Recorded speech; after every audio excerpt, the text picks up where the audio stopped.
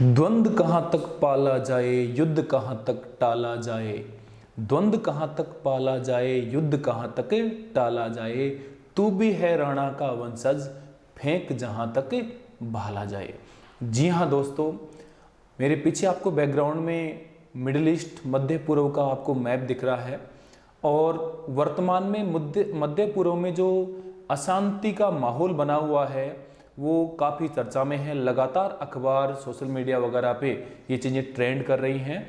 क्या कारण है कि मध्य पूर्व इतना अशांत हो रखा है। और जैसा कि आपने थंबनेल में देखा, क्या ये तीसरे विश्व युद्ध की आहट है। जी हाँ दोस्तों, क्या ये तीसरे विश्व युद्ध की कहीं ना कहीं एक आहट सुनाई दे रही है। बहुत से लोग ऐसा कह रहे हैं, मैं नहीं कह रहा हूं। हम तो इसका डीएनए टेस्ट करेंगे आज कि क्या कारण है कि इजराइल फिलिस्तीन का विवाद कहां से शुरू हुआ, इसकी जड़ें कहां हैं और आखिर क्या कारण है कि पूरे विश्व में एक तरह से अशांति का सा माहौल पैदा हो गया है कि ये मामला बहुत आगे बढ़ गया तो फिर दिक्कतें हो जाएंगी पूरे विश्व में और लगभग इससे पूरा विश्व प्रभावित होगा। वर्तमान में ये फिलिस्तीन और इजराइल के मध्य जो विवाद चल रहा है, इसके आसपास के देश और भी जैसे लेबनान, वहाँ भी ये विवाद बढ़ गया है। लेबनान में कल ही आपने अखबार या सोशल मीडिया या किसी मीडिया में किसी ना किसी खबर के माध्यम से सुना होगा कि लेबनान की तरफ से भी इजराइल और उसमें आपस में मिसाइलें दागी गई हैं। तो पहले तो दोस्तों इस बात को जानने के लिए आपको इस विवाद की जो जड़ें क्या हैं उसको हम जानने की कोशिश करेंगे। क्या कारण है कि फिलिस्तीन और इजराइल का विवाद इतने सालों से चल रहा है, ये रुकने का नाम ही नहीं ले रहा है। आखिर इसका मुख्य कारण क्या है। तो पहले तो आपको देखो दोस्तों, आपको मालूम रहना चाहिए कि फिलिस्तीन की लोकेशन कहाँ है। तो दोस्तों आपको यहाँ दिख रहा है, ये मध्य पूर्व का मैप है, ये सऊदी अरब है और यहाँ ये है ये जॉर्डन है दोस्तों, ये सीरिया है। तो एक बार मैं कलर चेंज कर लेता हूं इसका, हो सकता है आपको क्लियर दिखाई नहीं दे रहा होगा। तो ये सीरिया है, ये दोस्तों जॉर्डन है, ये सऊदी अरब है इधर, और ये जो येलो कलर में आपको दिखाई दे रहा है ये है इजराइल। और जो ये ब्लू कलर में यहाँ इजराइल के पास में आपको दिखाई दे रहा होगा, ये वाला जो रीजन है ये है दोस्तों फिलिस्तीन।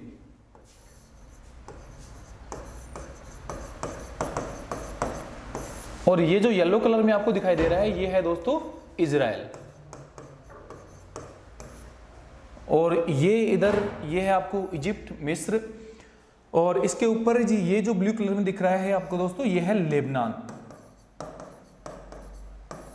तो दोस्तों इस प्रकार से इजराइल की यदि हम स्थिति की बात करें, इसके लोकेशन की बात करें तो लेबनान, सीरिया, जॉर्डन और मिस्र, तो इन देश, ये बीच में फिलिस्तीन, तो ये इस प्रकार से 5 देशों से घिरा हुआ है। और जो इजराइल देश है ये यहूदियों का देश है और बाकी इसके चारों तरफ जो देश हैं दोस्तों वो है इस्लामिक कंट्री। तो एक तो यहाँ पर एक धार्मिक विवाद भी है जो लगातार धर्म से संबंधित हो जाता है। तो जानते हैं पहले तो कि ये इसकी जड़ें कहाँ पर हैं, इस विवाद की जड़ें कहाँ हैं दोस्तों।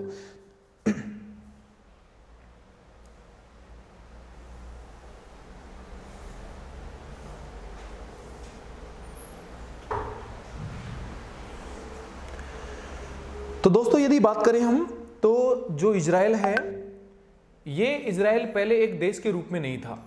हम बात करें यदि इजराइल की, तो इजराइल ने जो देश का रूप कब लिया उस पर पहले अपने को चर्चा करनी होगी। तो दोस्तों आपको पता है कि जो ओटोमन साम्राज्य था, उस ओटोमन साम्राज्य का जब पतन हो गया फर्स्ट वर्ल्ड वॉर के बाद में, तो फर्स्ट वर्ल्ड वॉर के बाद में एक डिक्लेरेशन दी गई और उस डिक्लेरेशन का नाम था दोस्तों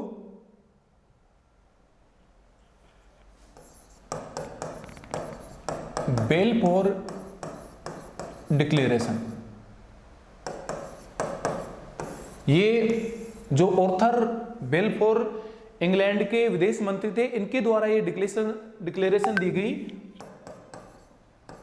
प्रथम विश्व युद्ध के समय 1917 में। इस डिक्लेरेशन के माध्यम से दोस्तों इन्होंने कहा कि जो यहूदी हैं उन यहूदियों के लिए एक पृथक राष्ट्र बनाया जाएगा, एक अलग से देश बनाया जाएगा। दोस्तों यहूदी पूरे विश्व में अलग अलग देशों में फैले हुए थे, इनके पास कोई अलग से देश नहीं था। लेकिन बेलफोर जो डिक्लेरेशन आई उसके बाद में यहूदियों को लगने लगा, क्योंकि इंग्लैंड उसमें एक काफी महत्वपूर्ण शक्ति के रूप में उभर चुका था। तो उनको लग रहा था कि इंग्लैंड अपने लिए एक अलग से देश बना सकता है, क्योंकि उस समय बहुत से उपनिवेश इंग्लैंड के थे, अलग अलग जगह पर बहुत से देश इंग्लैंड के गुलाम थे उस समय। तो उनकी एक आशा की किरण यहीं से जागृत होती है।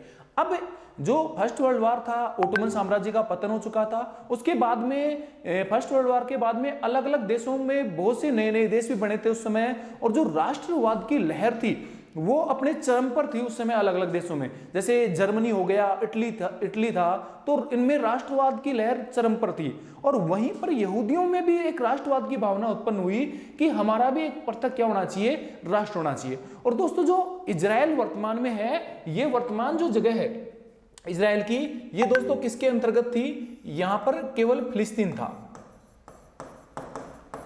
और ये जो जगह है इसे यहूदी अपना पवित्र स्थान मानते थे।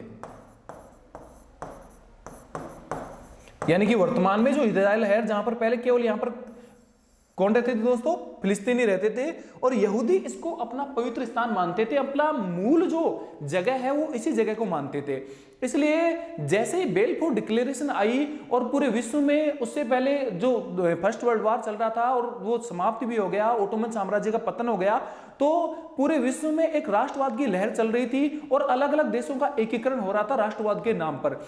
यहूदियों को भी लगा कि हमारा भी एक राष्ट्र होना चाहिए, और बेलफोर जो डिक्लेरेशन थी उन्होंने एक उम्मीद की किरण जगा दी कि अपने को एक अलग राष्ट्र मिल सकता है। और इसलिए वो उन्होंने क्या किया कि अलग अलग देशों से यहां आना शुरू कर दिया जहां पर फिलिस्तीन है, और यहां आकर उन्होंने जमीनें खरीदनी शुरू कर दी महंगे दामों पर। तो फिलिस्तीनी लोग इनको जमीन देने लग गए थे। उस समय विवाद का ऐसा कोई कारण नहीं था। धीरे धीरे जब यहां पर इनकी संख्या बढ़ गई, तो संख्या बढ़ने के साथ साथ इन्होंने अपना प्रभाव जमाना भी वहां क्या कर दिया दोस्तों, शुरू कर दिया।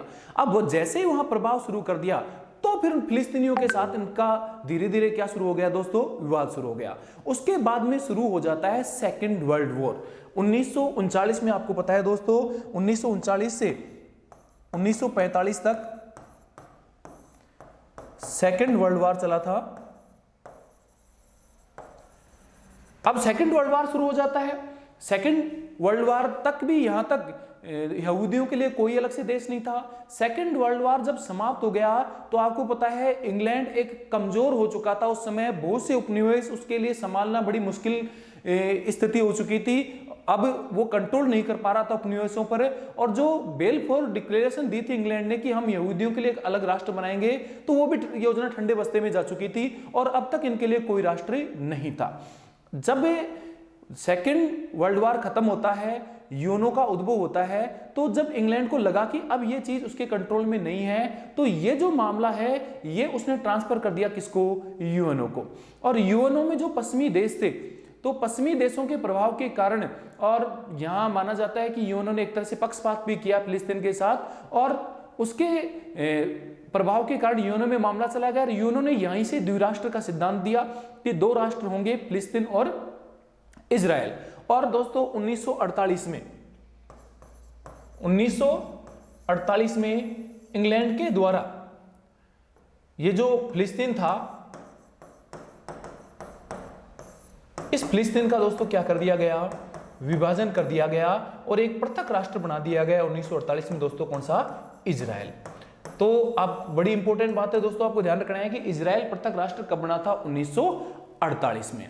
और यूएनओ के द्वारा जो इनको जगह का स्थानांतरण किया गया, क्योंकि पहले कंप्लीट ये क्षेत्र फिलिस्तीन के पास था, उसमें फिलिस्तीन के को दिया गया 55% हिस्सा और इजराइल को दिया गया यहाँ पर 45% हिस्सा। यानी कि जो इस्लामिक स्टेट, एक तरह से जो मुस्लिम बाहुल्य क्षेत्र थे, वो फिलिस्तीन को दिए गए, और जहां पर यहूदी लोग ज्यादा थे वो दिए गए दोस्तों किसको, इजराइल को।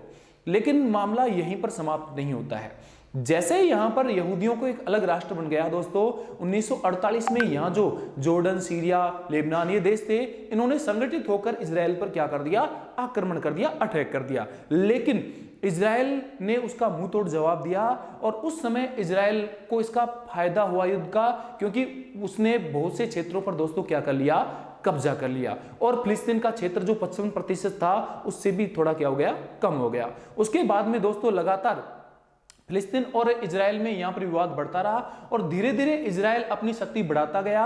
और फिलिस्तीन की यदि वर्तमान की बात करें तो फिलिस्तीन का क्षेत्र दोस्तों 55% से घटकर लगभग 10 से 12% हो चुका है और बाकी हिस्से पर कब्जा कौन कर चुका है दोस्तों? इजराइल। तो ये मुख्य समस्या की जड़ें हैं। अब यहां पर जो धार्मिक समस्या है वो क्या है? ये तो दोस्तों एक तरह से एक ज्योग्राफिकल समस्या है वहां पर, यानी कि भूगोल को लेकर समस्या है, क्षेत्र को लेकर समस्या है और प्रभाव को लेकर समस्या है। अब बात करें वहां पर धार्मिक समस्या क्या है दोस्तों? अब मेन जो इशू और जो विवाद का कारण यहां पर उत्पन्न हुआ वो हुआ दोस्तों यहां पर जो जेरूसलम जो शहर है,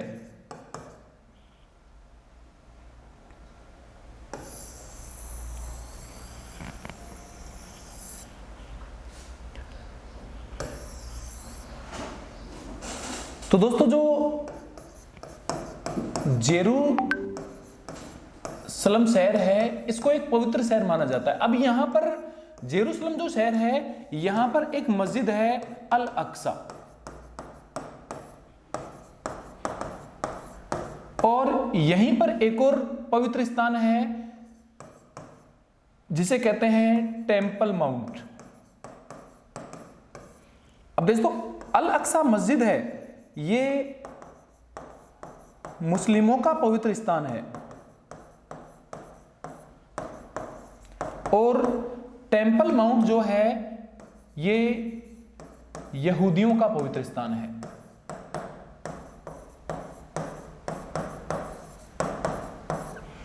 और दोस्तों दोनों ही जो देश हैं, फिलिस्तीन आपको पता है मुस्लिम बाहुल्य देश है और इजराइल आपको पता है यहूदियों का देश है, तो दोनों ही देशों ने इसे अपनी कैपिटल घोषित कर रखा है और यहां इस शहर पर कब्जा करने की भी लड़ाई है इन पर, क्योंकि दोनों ही जगह इनके पवित्र स्थान स्थित हैं।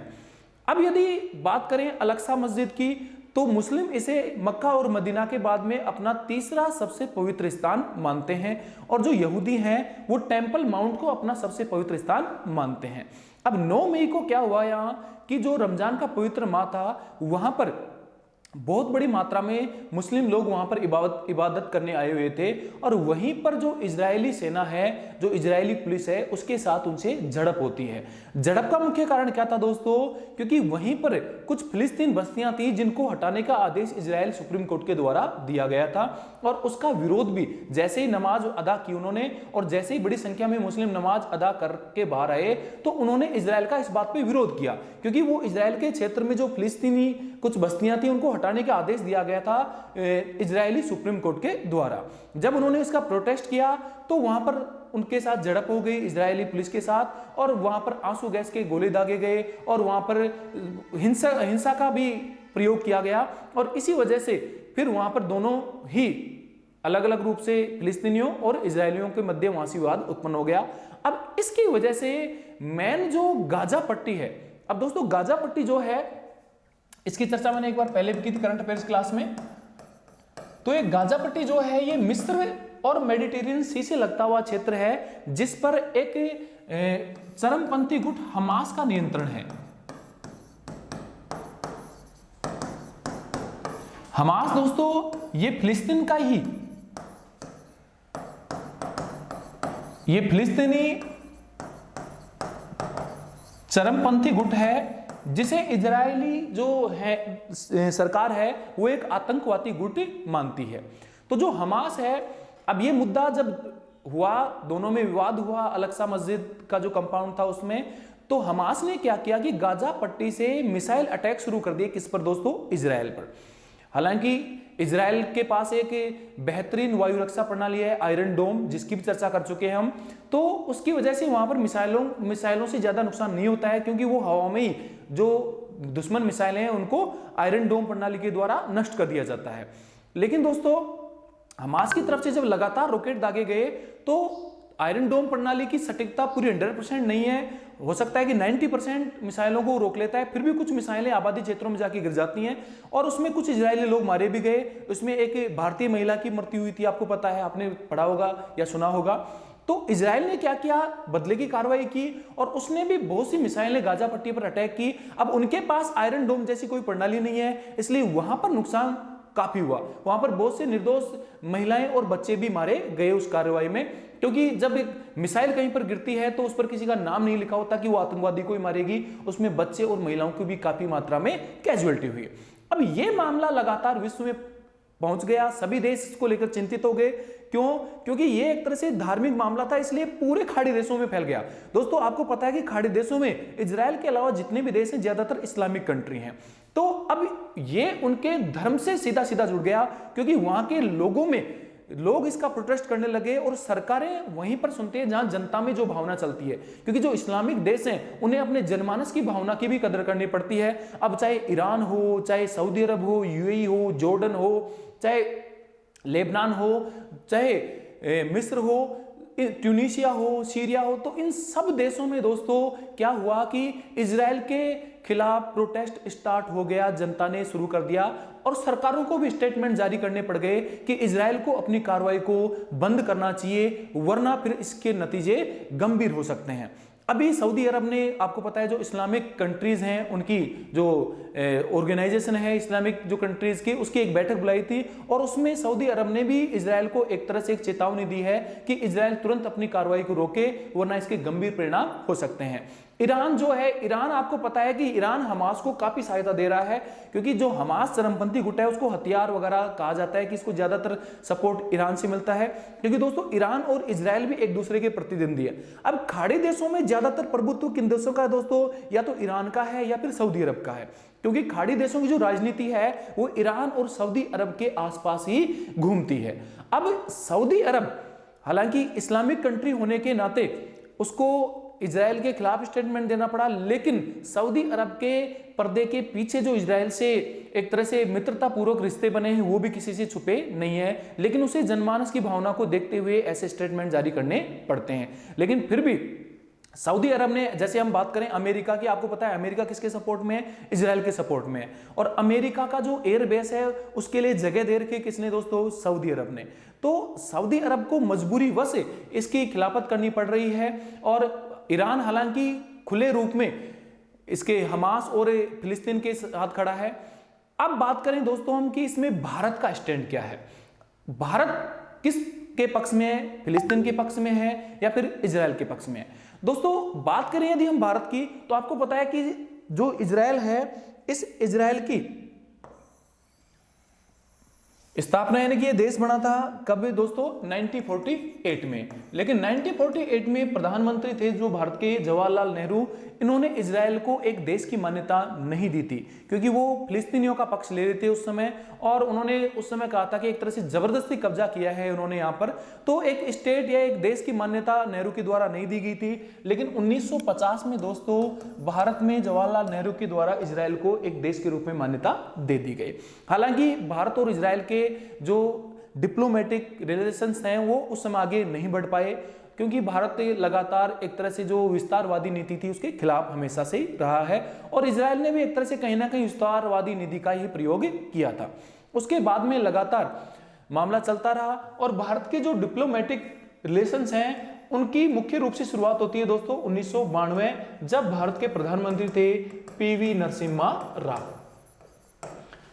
तो पीवी, क्योंकि भारत 1991 में पता है आपको कि एलपीजी यानी कि उदारीकरण, निजीकरण और वैश्वीकरण, भारत में एक तरह से पूंजीवाद को भी बढ़ावा दिया गया, और भारत जो पश्चिमी देश थे उनके साथ 1991 के बाद में भारत का जुड़ाव लगातार बढ़ा। वही कारण था कि पश्चिमी देशों के दबाव और अमेरिका के दबाव के कारण भारत को इजराइल से अपने संबंध स्थापित करने पड़े, और उन संबंधों की स्थापना होती है दोस्तों 1992 से। लेकिन दोस्तों ये संबंध सबसे चरम पर पहुंचे 2014 के बाद, जब भारत के प्रधानमंत्री बनते हैं नरेंद्र मोदी। तो नरेंद्र मोदी और इजराइल के जो प्रधानमंत्री हैं बेंजामिन नेतन्याहू, तो इनके संबंध किसी से भी छुपे हुए नहीं हैं, बड़े गर्मजोशी से हमेशा जब भी मिलते हैं गर्मजोशी से मिलते हैं। और प्रधानमंत्री नरेंद्र मोदी, इंपॉर्टेंट बात है दोस्तों, नोट कर लीजिएगा, नरेंद्र मोदी एकमात्र प्रधानमंत्री हैं जिन्होंने इजराइल की यात्रा भी की है, तो यह किसी से छुपा हुआ नहीं है। लेकिन बात करें हम वर्तमान परिप्रेक्ष्य में कि अभी भारत का स्टैंड क्या है, भारत फिलिस्तीन का समर्थन कर रहा है या इजराइल का? देखो दोस्तों, यूएनओ में जो भारत के स्थायी जो डिप्लोमेट हैं, प्रतिनिधि हैं, वो हैं टीएस मूर्ति। टीएस मूर्ति ने स्टेटमेंट जारी किया और उन्होंने कहा कि इजराइल को अपनी जो बदले की कार्रवाई है उसको रोकना चाहिए। हालांकि भारत इस पे एक तरह से कि तटस्थता की नीति अपनाता है, भारत खुले रूप से किसी का भी सपोर्ट नहीं करता है, लेकिन भारत ने जो इजराइल के द्वारा वहां पर गाजा पट्टी पर अटैक किया गया जिसमें महिलाएं बच्चे आदि मारे गए, तो उसके खिलाफ भारत ने स्टेटमेंट दिया है टीएस मूर्ति ने कि इजराइल को ऐसा नहीं करना चाहिए, क्योंकि वो जो फिलिस्तीन में काफी बच्चे और महिलाएं मारी गई हैं उसके प्रति संवेदना भी जाहिर की है। और भारत ने कहा है कि दोनों देश जल्दी से जल्दी इसका कोई सॉल्यूशन निकालें और जो ये हिंसक घटनाएं हैं उनको रोका जाना चाहिए। लेकिन दोस्तों यदि हम बात करें कि भारत अभी थोड़े दिन पहले बेंजामिन नेतन्याहू जो हैं उन्होंने एक ट्वीट किया था और उसमें 25 देशों को थैंक्स कहा था उन्होंने, जिन्होंने इजराइल का सपोर्ट किया, जिसमें अमेरिका है, जर्मनी, इटली, इंग्लैंड, फ्रांस, तो ये जितने भी ज्यादातर यूरोपीय और पश्चिमी देश ही हैं जिन्होंने इजराइल का समर्थन किया है, और बाकी जो ज्यादातर खाड़ी देश हैं या जो मुस्लिम कंट्रीज हैं तो उन्होंने सपोर्ट किया है किसको दोस्तों, फिलिस्तीन को। लेकिन उन 25 देशों में भारत नहीं है जिनको थैंक्स कहा है जो इजराइल के प्रधानमंत्री हैं बेंजामिन नेतन्याहू। तो अब भारत में लगातार सोशल मीडिया पर यह बात चर्चा में आ रही थी कि भारत खुलकर इजराइल का सपोर्ट क्यों नहीं करता, क्योंकि जब भी भारत और पाकिस्तान में कोई ऐसी बात होती है तो इजराइल खुलकर दोस्तों भारत का समर्थन करता है और खुले मन से वो भारत को किसी भी प्रकार की सहायता देने के लिए नहीं कतराता। वो कहता है कि भारत को जिस प्रकार का भी सपोर्ट चाहिए वो तैयार है। लेकिन भारत ऐसा क्यों नहीं करता? क्योंकि दोस्तों आपको पता है कि भारत अरब देशों से दुश्मनी मोल नहीं ले सकता, क्योंकि आपको पता है अरब देशों के साथ जो भारत के आर्थिक, व्यापारिक, सामाजिक जो रिलेशंस हैं वो बहुत ही ज्यादा हैं। यदि हम बात करें कि जो अरब कंट्रीज हैं उनके साथ लगभग प्रतिवर्ष भारत का 120 से 25 मिलियन डॉलर का व्यापार वाणिज्य होता है, और इतना बड़ा व्यापार वाणिज्य होता है तो भारत यदि इजराइल के सपोर्ट में एक तरफा खड़ा हो जाता है तो वो देश भारत के खिलाफ हो सकते हैं, क्योंकि भारत बहुत से तेल, जो ऑयल, क्रूड ऑयल है, उसके आयात के लिए कंप्लीटली खाड़ी देशों पर निर्भर करता है। और वही कारण है कि भारत खाड़ी देशों से दुश्मनी मोल नहीं ले सकता। वही कारण है दोस्तों कि भारत खुलकर इजराइल का सपोर्ट नहीं करता है। इसलिए भारत कहीं ना कहीं द्विराष्ट्र के सिद्धांत को अपनाता है कि फिलिस्तीन का भी अपना एक स्टेटस होना चाहिए और इजराइल का भी अपना एक स्टेटस होना चाहिए। भारत लगातार कहता है कि इजराइल को अपनी विस्तारवादी नीति नहीं अपनाना चाहिए और जो फिलिस्तीन है उस फिलिस्तीन को भी इजराइल को मान्यता देते हुए लगातार जो ये हिंसक घटनाएं हैं, जो मिसाइल अटैक है, उसको रोकना चाहिए। तो दोस्तों हमने बात की कि किस प्रकार से, अब बात करें कि क्या ये एक विश्व युद्ध के रूप में उभर सकता है। तो दोस्तों बहुत से लोग हालांकि कह रहे हैं कि ये जिस प्रकार से मामला लगातार आगे बढ़ता रहा, जल्दी इसका कोई सॉल्यूशन नहीं निकला तो ये विश्व युद्ध की तरफ जा सकता है। हालांकि अभी ऐसी कोई उम्मीद नहीं है विश्व युद्ध की तरफ जाने की, लेकिन फिर भी यदि खाड़ी देशों में कोई संकट आता है तो ये वैश्विक संकट बन सकता है, क्योंकि दोस्तों क्रूड ऑयल वगैरह इनके दाम बढ़ जाएंगे और भी बहुत सी समस्याएं हैं, क्योंकि लगातार यदि मामला बढ़ता रहे, जैसे अभी पहले तो फिलिस्तीन और इजराइल के मध्य विवाद था, लेकिन कल ही आपने यदि अखबार या मीडिया के माध्यम से सुना हो तो लेबनान, क्योंकि लेबनान में भी जो चरमपंथी गुट हैं उन्होंने भी इजराइल पर अटैक किया है और इजराइल ने बदले की कार्रवाई में वहां भी मिसाइल से अटैक किया है। तो अब ये मामला लेबनान तक भी पहुंच गया, हो सकता है धीरे धीरे जॉर्डन, सऊदी अरब, इराक, ईरान, इस पूरे खाड़ी देशों में फैल गया। और खाड़ी देशों में फैल गया तो दोस्तों कहीं ना कहीं जो पश्चिमी देश हैं, अमेरिका भी इसमें कहीं ना कहीं दखल देगा। अमेरिका दखल देगा तो उधर से रूस और चीन भी कहीं ना कहीं दखल देने की कोशिश करेंगे, क्योंकि ईरान सीधा सीधा किसके पक्ष में खड़ा है दोस्तों? ईरान फिलिस्तीन के पक्ष में खड़ा है। उसने खुला चैलेंज किया है इजराइल को, क्योंकि यदि उसने अल अक्सा मस्जिद पर कोई कार्रवाई करने की कोशिश की, हाँ दोस्तों उसने स्टेटमेंट जारी किया है कि अल अक्सा मस्जिद में यदि घुसने की कोशिश की तो फिर ईरान हाथ पर हाथ धरे हुए नहीं बैठेगा। और आपको पता है कि रूस और चाइना कहीं ना कहीं सपोर्ट करते हैं किसको? ईरान को, क्योंकि ईरान किसका प्रतिद्वंदी है, किसको बिल्कुल खिलाफ हो रखा है? किसके? अमेरिका के। इसलिए दोस्तों कहीं ना कहीं ये पूरा विश्व एक तरह से दो गुटों में बंटना शुरू हो गया है। इसलिए मामला यदि बहुत आगे तक बढ़ जाता है तो कहीं ना कहीं, हालांकि संभावना बहुत कम है, फिर भी कहीं ना कहीं ये वर्ल्ड वार की तरफ भी जा सकता है। तो दोस्तों हमने आज सारे पक्षों की बात कर ली है कि किस प्रकार से फिलिस्तीन और इजराइल के मध्य विवाद का कारण क्या है, वर्तमान में विवाद क्यों चल रहा है और पूरा विश्व दो गुटों में क्यों बटा हुआ है और भारत का स्टैंड किस तरफ है और भारत आखिर क्यों एक तरह से डिप्लोमेटिकली आंसर करता है इस मुद्दे पर, क्यों इजराइल का खुला सपोर्ट नहीं करता, क्यों फिलिस्तीन का खुला सपोर्ट नहीं करता, तो उसका कारण भी मैंने बता दिया है। उम्मीद करता हूं ये वीडियो और ये जानकारी आपको पसंद आई होगी। यदि पसंद आई हो तो एक बार वीडियो को लाइक कर दें और ज्यादा से ज्यादा लोगों को इसको शेयर कर दें। धन्यवाद दोस्तों, फिर से लेके आएंगे ऐसा ही कोई ज्वलंत मुद्दा और बात करेंगे ऐसे ही विस्तार से। धन्यवाद।